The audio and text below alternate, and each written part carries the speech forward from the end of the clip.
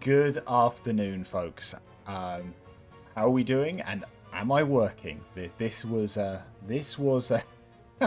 had just a few technical issues this morning. I was all prepared. It's like, right, let's dive back into doing proper geeky lunch chats rather than just doing games. Absolutely fine. Time in my calendar, great, not a problem. Everything will be fine. Posted the announcement, that's not a word, posted the announcement that it was going to be streaming. Brilliant. Load up OBS, and OBS is having none of it because OBS very kindly decided to update to version 32, which has changed how plugins work. So I load up OBS, and not only does Restream go, nah, Restream's not working. It's like, okay, right, cool, I can sort that. That happens every now and again. That's not a problem. But it says that my timer is not working. My captioning is not working either. It's like, okay, right. So I've got like 20 minutes or something like that to try and sort that out. It's really annoying. I can see my ring light in the edge of my camera. Let's fix that. Yeah, so I'm like frantically downloading new versions of the plugins to get that to work. I say, okay, cool, right, yeah. I can fudge this if this doesn't work. No, but timer's working, brilliant, cool, right. Captions are working, excellent. Though I didn't have a way of checking the captions were working, but I can see that they are working, which is great. And then, literally, as I was just about to go live, it's like, okay, put the music on in the background to just adjust the volume. Oh, Stream Deck's not working. Stream Deck plugin is also a thing that needs to happen. So I was quickly downloading an update to Stream Deck, hence the fact that I was a couple of minutes late. But we seem, touch wood, to be working. We seem to be working. You will notice, and Scruff, you will appreciate this, that I am indeed wearing my TYG hoodie. It is cold, or the temperature is varied. I spent the first few hours of the morning just wearing a shirt, and then it's like, no, it's getting cold. So, yep, the TYG hoodie is on. It is frickin' warm, and mine, as you can tell, is very purple, which makes it awesome. It is as simple as that. But yeah, so we had some delays today, but we seem, again, touch wood, to be working. But there's that. What else before I dive into the kind of main topic of conversation today? So I was at a wedding on Saturday, which was it was a really good day. It was, but it was chaotic as all heck. My daughter was a flower girl, and she did a very, very good job.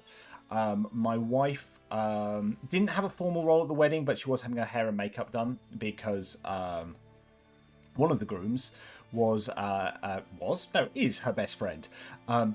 But so they were all there early. I therefore to be there early. It was just a slightly chaotic morning of keeping my 5-year-old occupied and doing the things she needed to be doing and not going to the places she wasn't meant to be going.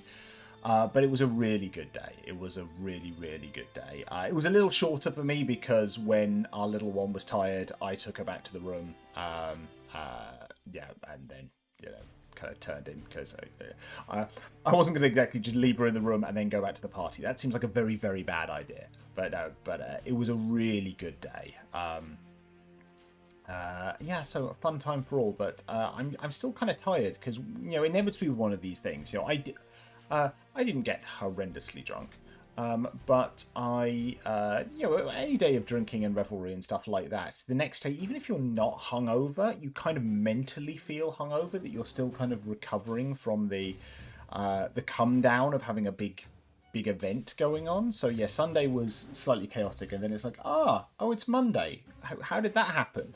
Fun times. But no, I'm all right. Before we get before we get into the main topic of conversation, sorry, I have an itchy nose. I have to do the obligatory shameless plug going in the chat here. So if you have not already done so, please click the link that has just gone in the chat for the pre-launch page. I can't speak today. I sound like kind of drunk Sean Connery. The pre-launch page for my Kickstarter, Little But Fierce. If you have not seen it, or not heard me rabbiting on about it, Little But Fierce is my rewrite of Dungeons & Dragons 5th edition to make it accessible by kids as young as 6, but also generally more accessible.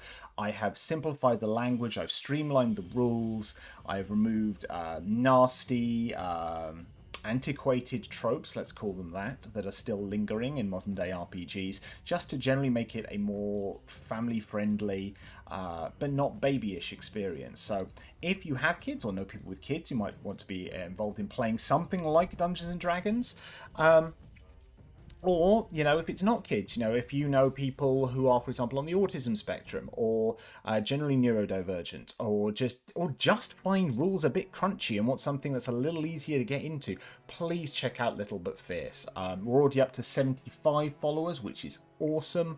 You know, when I get to 100, I'll say here, when I get to 100, I'm going to reduce the price of the starter edition. So the digital starter edition that's been out for the last 3 years, I'm going to drop the price of that the second we get to 100 followers. The goal eventually is to make the starter edition entirely free once the complete physical edition is out. But yeah, I'm going to drop the price of the starter edition once we get to 100 followers. So please, please, please share it with people, you know. I'd really appreciate that, because I kind of need this to go off with a big bang. This is my passion project. This is, yeah, I put a huge amount of work into it. Got a great team. You're working with some really excellent people on this. Yeah, I just want it to go well. It's as simple as that, really. Right, I'm going to take a swig of drink, and then we'll dive into the main topic of conversation today. So, my daughter, my 5-year-old, nearly 6-year-old daughter, is completely obsessed with Pokemon. And I mean completely obsessed. I mean, to a degree that I didn't think was possible. She, I mean, as all small people do, they kind of go through obsessions, you know. She, the first kind of, I mean, is this the first one? I don't know. I mean, one of the obvious ones, she was obsessed with Paw Patrol, and she still enjoys Paw Patrol. You know, she really, really got into Paw Patrol. I think the next big one, I would say, was Spidey and His Amazing Friends, which she still enjoys. Ooh, Restream is messing around a little bit. Am I still here? My chat is saying, hold on, we're connecting to your channels. That fills me with concern, the fact that is not working properly. Oh dear, am I still live?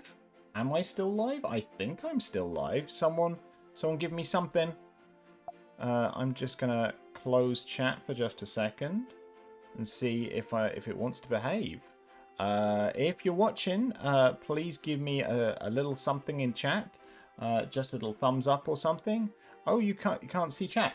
Yeah, it's back now. It just completely died for a second, and I do not know why. Oh, I like that scruff. Yes, you're still here. Oh, you can't see chat. Yep, we're all working. Technology, yay. But yeah, so Paw Patrol was a big one. Spidey's Amazing Friends, dabbled in various other ones. But Pokemon, she has become absolutely obsessed with, and I don't think it's going anywhere, which is fine. I'm really enjoying this, but I thought because she has become so obsessed with Pokemon that actually let's have a little talk about all things Pokemon. Now, I'm aware here, very much so, that I have had a huge gap from Pokemon, so I know like Generation 1 pretty damn well, and you know, some little bits of Generation 2 and stuff like that, but I have not had like a through line of Pokemon through all these years, so I have huge gaps in my knowledge here, which I'm now kind of catching up on. But I figured let's talk through this, because I think there's a lot of people who follow me or in the chat who are of a similar sort of age to me, and therefore probably had a similar kind of experience to Pokemon over the years. So my first introduction to Pokemon, and I was trying to figure this out this morning, I think was the TV show. Now, specifically, I think I watched the TV show because I was kind of aware of it from the internet. Now, I was like a kind of chat rooms kind of guy in the kind of late 90s, early noughties. So I was kind of aware of it, that people in America were talking about Pokemon and the kind of the big thing that it was, and were kind of excited by kind of everything about it because it was kind of new, really. So I remember when the TV show started appearing over here. I think it was on during the day, you know, while I was at school. And I seem to remember asking my mum to record it. so I could watch episodes of it. And also, and don't do this now, this is me categorically saying, don't do anything illegal, okay? You're listening? Don't do anything illegal. I first played Pokemon Red or Blue, I can't remember which one it was, on an emulated version way back in the day, you know, because it wasn't out over here. The game wasn't out on the Game Boy yet. So I played like an emulated version. I want to say it was Pokemon Red. On it, like I said, an emulated version on my PC, and kind of got into it that way. And then when it did come out on the Game Boy, I got Pokemon Red, my brother got Pokemon Blue, and yes, we did actually trade some of those exclusives and stuff like that, so we both had like a full kind of Pokedex, or nigh on full Pokedex, at the end there. But yeah, so we really got into it in kind of the early days of it, and it was, you know, I mean, it was a heck of a lot of fun, really. And absolutely, you know, again, it was kind of early internet days. So we got into those, I mean, not conspiracy theories, but those kind of, you know, like, oh, is there a way you can get a Mew by going to the, whatever it was, the abandoned truck or something like that, you know. All these kind of things, because there was no real way to verify this sort of stuff out there. So you were trying ridiculous, crazy things, you know, walk around in a circle 100 times or whatever it is and see what you can do, trying to get a Mew and stuff like that. You know, absolutely banana stuff, but it was a huge amount of fun. Really bloody hard, but a huge amount of fun. And then from there, when we had let's jump in here. Cyborg Noise. I first played Pokemon on a Game Boy several months before it was released in the UK because a friend at school, his dad was involved in shipping, and I think a copy of the game must have fallen off of the back of the lorry. So he had one. That's awesome. That's really, really cool. I like that. There was something just really fun back then. I mean, I'm not saying the internet's a bad thing. It has good and bad things about it. But there was something brilliant about discovering a game without being able to have... You kind of had a bit of hype from it, but now, by the time you play a game, everything is kind of spoiled to a degree. So it was kind of nice discovering stuff back in the day. Oh, good grief, I sound old saying that, but there we go. I stand by it. I stand by it. But yeah, when I got an N64, which is still an absolutely awesome console. I wish I still had my old N64, I really do. And I know they are making like a retro edition of it, or it might be out already, but crazy expensive. But yeah, when Pokémon Stadium came out for the Nintendo 64, that was very, very cool. And that, if you are unaware of Pokémon Stadium, I'll tell you the two reasons why it was super cool. It was super cool because it was the first time we got to play a game with 3D Pokemon rather than just being flat kind of pixel graphics on the Game Boy. And the other reason it was cool is it was, and this was a fad back then, but I do kind of like this fad. The cartridge, let me check on this. No, let me correct myself on this. It wasn't the cartridge itself.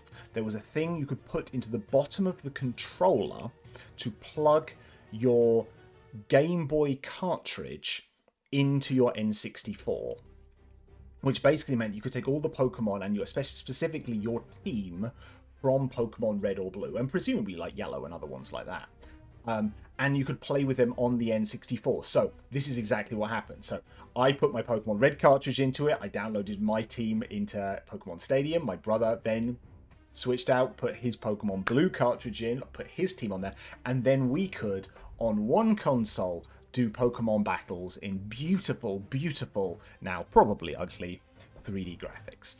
And it was great. You could also, I think, play Pokemon Red or Blue just kind of through a sort of emulation thing on the N64, and that was kind of cool. In my mind, and again, this is showing my age, it always reminded me a little bit of what they did with Sonic and Knuckles when they had a cartridge that you could put another cartridge into. They loved that kind of stuff back in the day. But it was great. Absolutely great. So yeah, we absolutely, we really, really enjoyed Pokemon back in the day. I seem to remember it had a horrible coloured border around the Play Pokemon on the N64 thing. I think you're probably right on that one.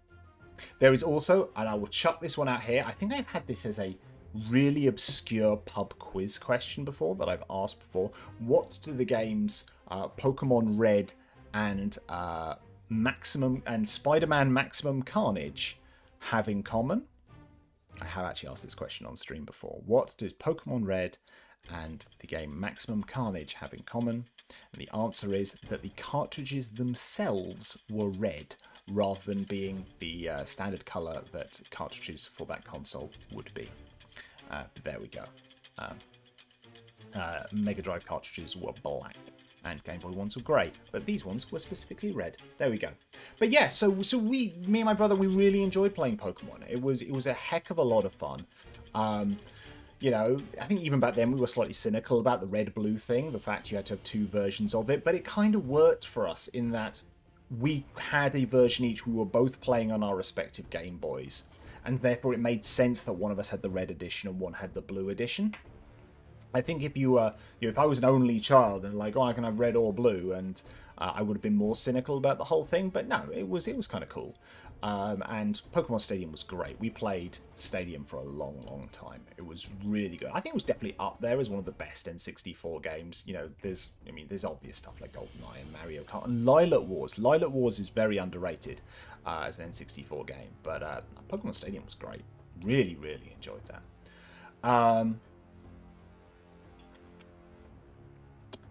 And then there was the TCG. Now, I've spoken a lot about, generally about CCGs and TCGs.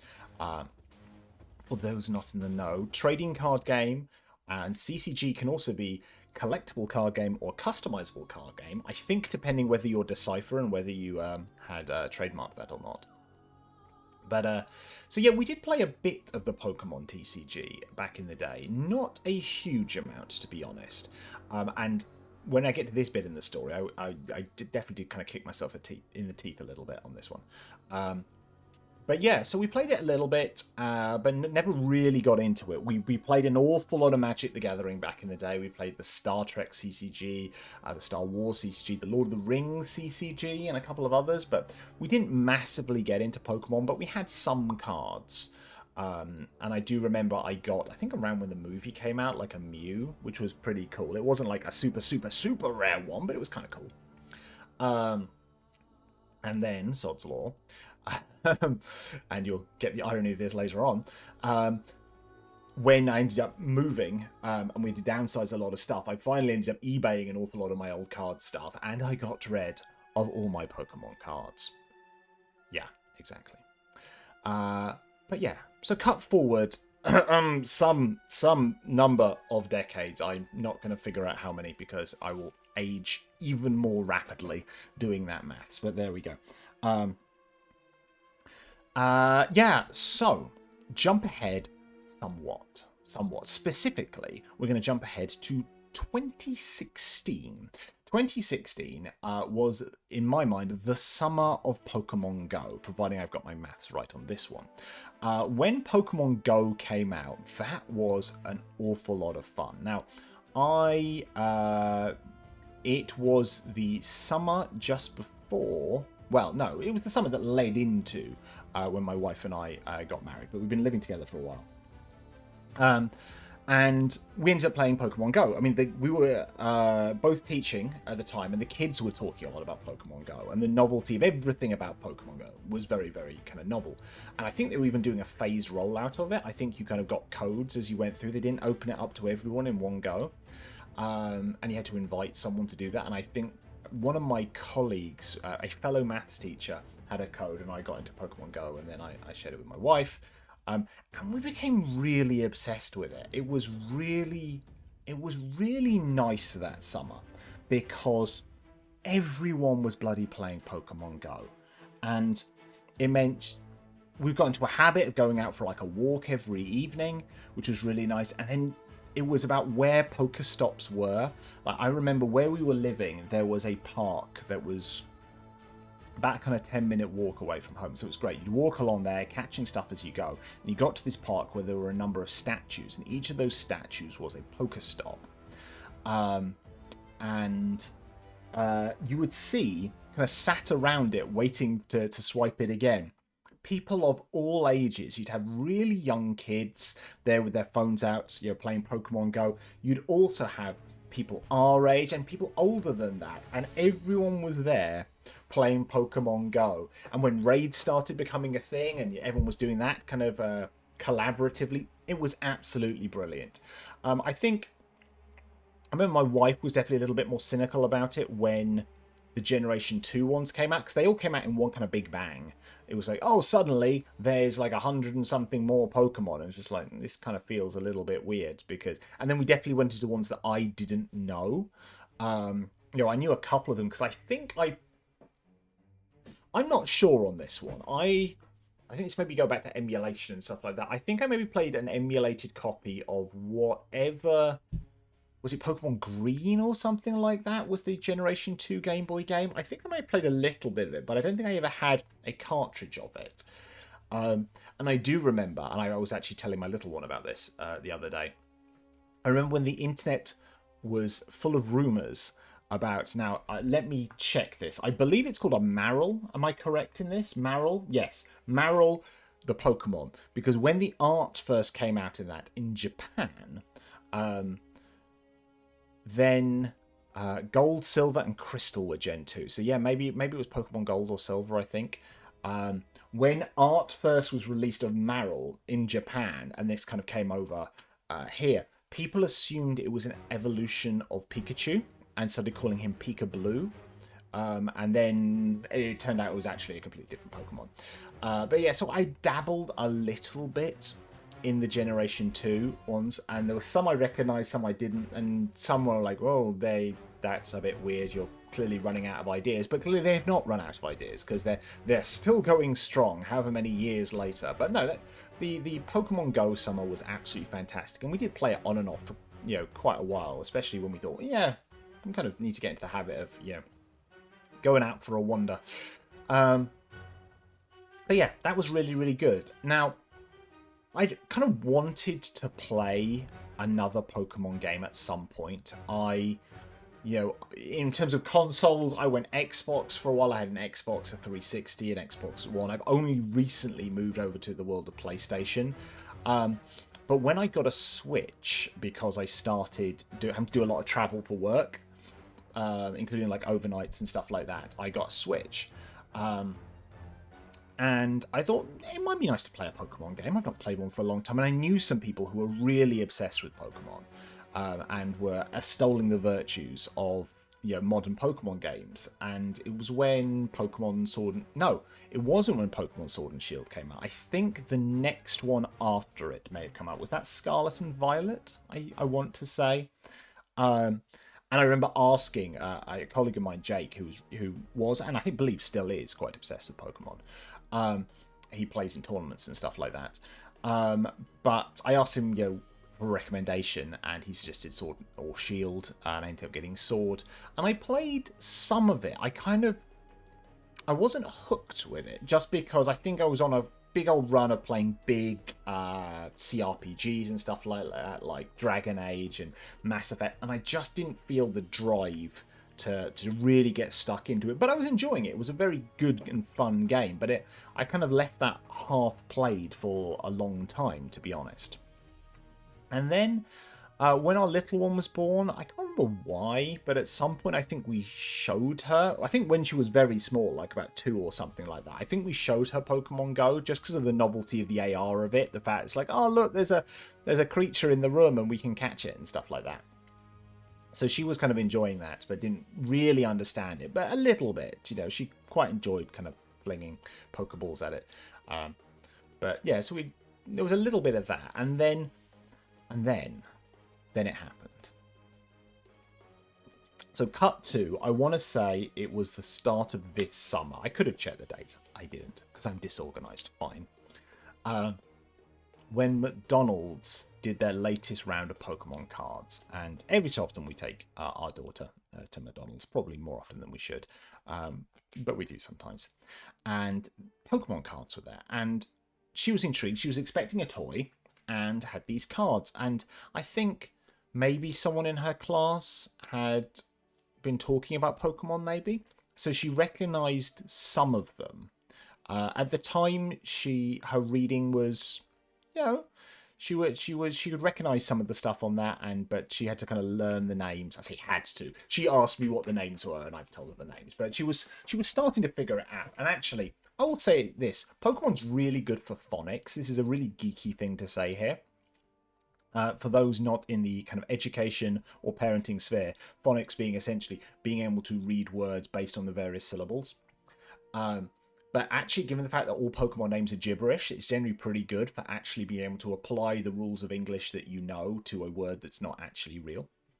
But yeah, so she was kind of intrigued, and she wanted to kind of collect as many of the McDonald's cards as she could. And then, and we sort of played a sort of top trumps game with them. She wanted to just look at the health number in the top right and, pick one at random and who's got the highest one and stuff like that. And then she was asking me for a while when she could play the proper game of Pokemon cards. And that's when I cursed myself for the fact that I sold my old Pokemon cards. Otherwise, I would have just got them all out. And then she asked for a while. And I was like, and she is a bright little sausage. She really is. And I bought her a starter set of Pokemon cards. And then the obsession just began. And I will say, one, grasped the rules very quickly. There was some cheating at the start, but she grasped the rules very, very quickly, which was brilliant. And good grief, it showed her ability to read. Yeah, I knew she could read quite well, but the fact that she was reading and interpreting the cards was absolutely fantastic. Absolutely brilliant. Parenting brag here. My daughter is a little genius. But no, she's really, really got obsessed with Pokemon.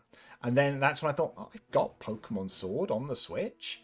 Let's start playing it. And then we started a new save game. And no worries, Cyborg. No worries. It's time for me to adult. You're most welcome. I hope you have a brilliant day. And take care. Adulting is tough. But I do appreciate you popping in and joining in with the chat. So that's when you really dived into it. So we were playing Pokemon Sword on the Switch together. Some bits she would play, some bits I would play. Playing Pokemon cards. And really, that's really getting obsessed. She wanted a cuddly Eevee, and good grief does she love Eevee. And yeah, absolutely got stuck into it. And I will say, I may have mentioned this before. I have a thing about the fact that clothes for kids are very gendered.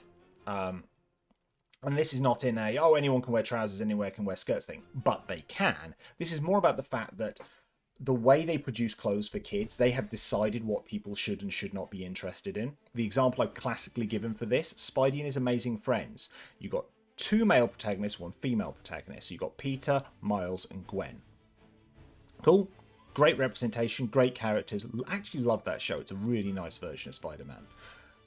Almost all of the clothing and stuff they made is for boys, despite the fact they had the character of Gwen as Ghost Spider in a costume that has a freaking hood on it. They don't make Ghost Spider hoodies for kids. They just don't. Despite that, it's the easiest piece of merch you would ever have to make. You make a hoodie with the pattern of Ghost Spider's uniform, and that's it. It's got a hood. You don't have to make it more complicated than that. No one makes it. You're going to Asda George and stuff like that. Sorry, going off on a rant here.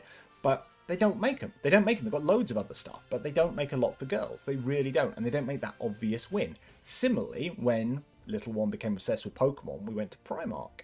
Boys section, bloody loads of Pokemon stuff. Girls section, nothing. So we bought a load of boys' clothes for her. And she absolutely loves it. She really does. There we go. But yeah. So she is now obsessed with Pokemon. It's a nice little treat every now and again. It's like getting her a pack of cards. She enjoys the app version on what was my iPad and now is basically her iPad. She also she's obsessed with certain stuff on YouTube Kids and has discovered kind of the Pokemon parts of it. There is a guy, if you are really into Pokemon, you probably know of him. There's a guy called PokeTips, or PokeTips Mike. She watches a lot of his videos, really enjoys them. He does some quite clever things with Pokemon. But she's picked up the cadence of his speech, so when she's showing me something, she talks about it in the way as if she has a YouTube channel. It is quite fun. It's like, here's a little thing that I've decided to do. I wonder what might happen if I decide to, and then she'll make up the thing she's going to do. If I decide to take a Charizard out of this deck of cards, or what would happen if I jumped off of this 3 times? I wonder if that will unlock something. So she's got this weird YouTube cadence to the way she tells me about sort of this stuff, which is hysterical and adorable. It really is. But yeah, and now, yesterday, we started playing Pokemon Let's Go Eevee. She's been asking about it for a while. I've ranted about this before, the fact that it's one of these Nintendo IPs where the prices for digital games never come down. And I do buy all my Switch stuff digitally just because I figure a portable console, that's the sort of thing that's going to get a physical copy damaged easiest. So I've been saying to her for a while, it's like, look, that's like a birthday size present, that's a Christmas size present. It's not a, just you've been good kind of spontaneous present. But she was brilliant, being a flower girl at the wedding we're at on Saturday. So we decided to get her Pokemon Let's Go Eevee, which I was really pleased to discover actually has a 2-player element to it. So she can play it, and I can support and be a second trainer and help with catching Pokemon and doing battles and stuff like that. So yesterday was a really nice daddy-daughter afternoon of playing Pokemon Let's Go Eevee. There will be more of this in the future, I'm sure. But yeah, it's been really fun. It's been this whole rediscovering Pokemon thing. I mean, it's been wonderful. I said I love the fact that our little one's obsessed with it.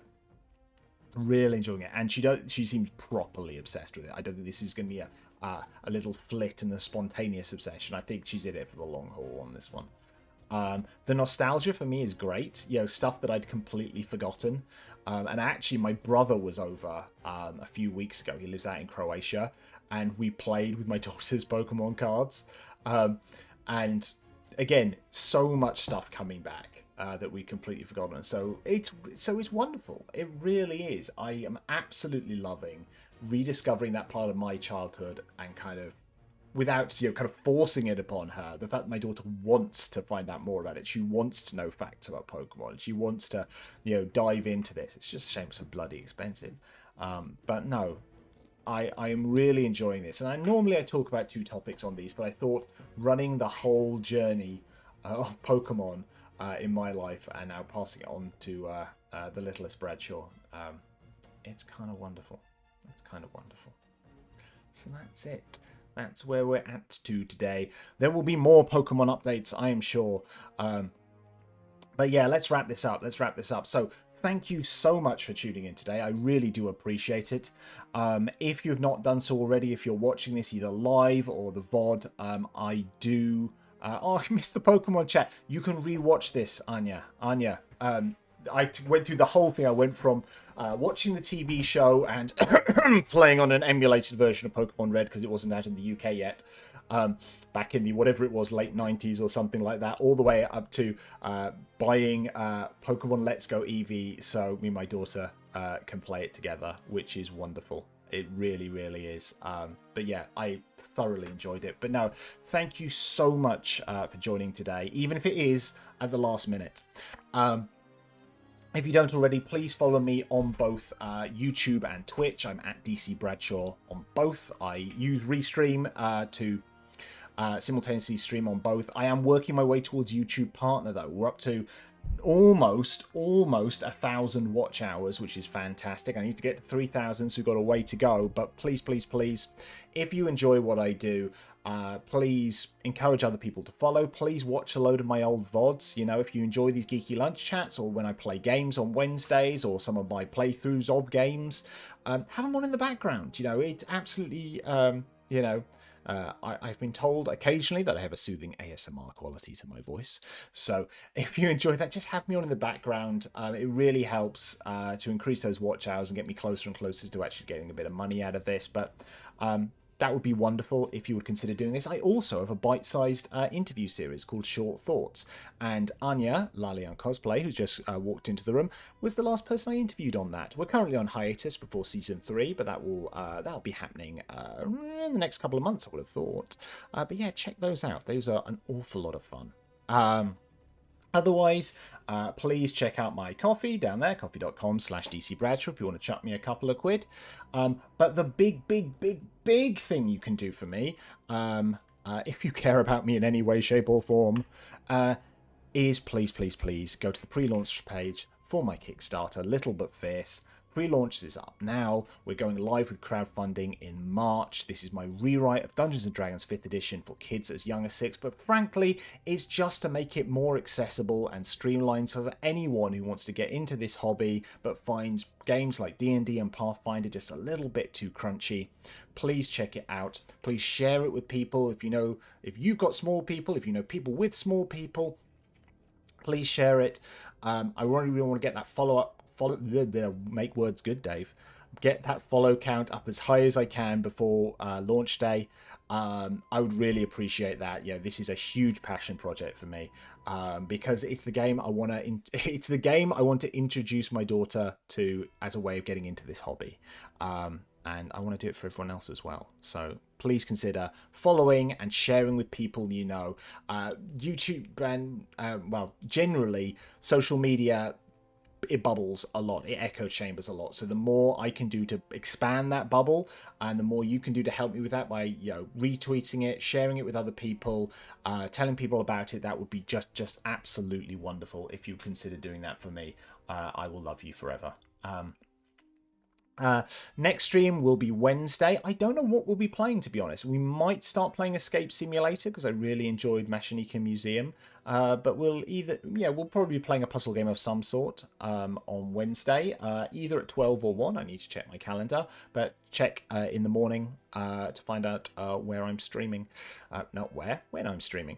If you don't follow me on socials, best places are Blue Sky and Threads. I'm at dcbradshaw.com on Blue Sky and at dcbradshaw on Threads, and a couple of other places, but those are the main ones. And we are going to raid across to see, is Eminog still streaming? She certainly was. Yeah, Eminog, who is an absolute delight and part of TYG, is doing Spooky Season Demo Day. Fantastic. So we are going to go across to Emmy.